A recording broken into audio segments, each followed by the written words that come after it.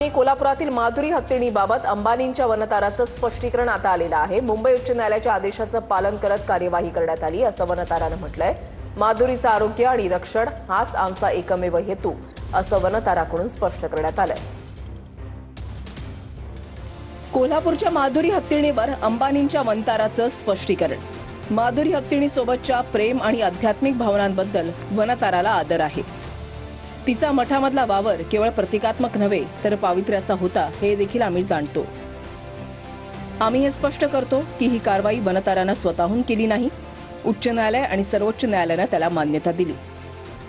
आम्ही माधुरी हत्तीणीच्या स्थलांतरणाचे आरंभ करते नाहीत, केवळ आदेशाची अंमलबजावणी करणारी संस्था आहोत। माधुरी हत्तीणीच्या आरोग्याचे दीर्घकालीन कल्याणाचे रक्षण हाच आमचा हेतू आहे। जनतेच्या तीव्र भावनांची आम्हाला पूर्ण जाणीव देखील आहे, त्याबद्दल आम्ही सहानुभूती बाळगतो। त्याच करुणा आणि ऐक्याच्या भावनेतून आम्ही कोल्हापूरच्या जैन मठाशी संवाद सुरू केला।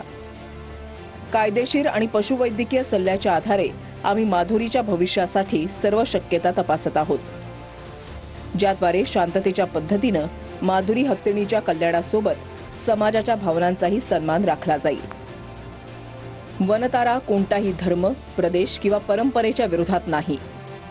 आम्ही जनतेला संघर्षासाठी नव्हे तर माधुरी आणि अशा अनेक प्राण्यांच्या सन्मान आणि अधिकारासाठी स्वतः सोबत उभं राहण्याचं आवाहन करतो।